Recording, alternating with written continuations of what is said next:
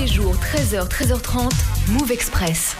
Et les engager avec toi, Adil, 13-15 tout pile, on est bon, on est dans les temps et on va parler d'un essai aujourd'hui, les jeunes meurent toujours les premiers. Oui, pourquoi la France sacrifie sa jeunesse? C'est un essai aux éditions Edilivre. Alors c'est vrai que c'est Maxime Tory qui nous embarque, qui nous présente son essai, les jeunes meurent toujours les premiers. C'est un essai politique sur le frisson de ce mouvement de révolte qui traverse aujourd'hui notre pays, qui traverse tout simplement notre jeunesse, précarisée et ignorée.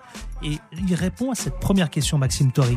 Alors, est-ce qu'il n'est pas à peine provocateur lorsqu'il dit dans son ouvrage, dans cet essai, les jeunes meurent toujours les premiers?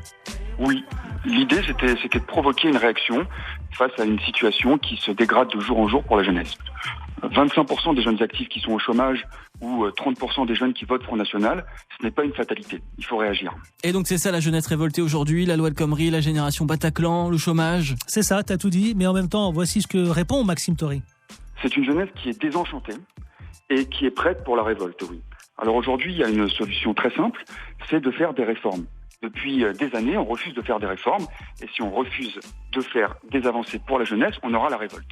Mai 68, 2016, est-ce qu'on peut faire un parallèle, même combat? Vraie question. Je pense qu'il n'y a pas qu'en faisant des mai 68 que l'on peut faire avancer la cause de la jeunesse.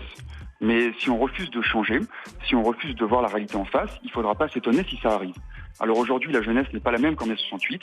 Elle est plus précarisée, elle est plus inquiète pour son avenir, elle est désillusionnée, mais elle a en son sein ce même potentiel de révolte. Alors il faut savoir que la France occupe le 41e rang en termes de perspective pour la jeunesse, derrière des pays comme la Colombanie ou l'Ouganda.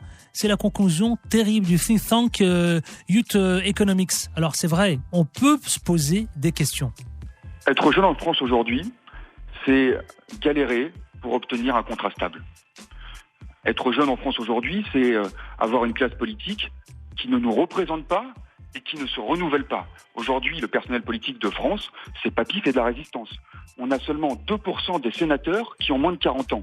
Et on a seulement 2 députés qui ont moins de 30 ans, et tous 2 appartiennent au Front National. Donc être jeune en France aujourd'hui, c'est avoir un vrai déficit de représentation et d'écoute de la part de la classe politique. Alors vous l'aurez compris, hein, la Colombanie n'existe pas, mais la Colombie...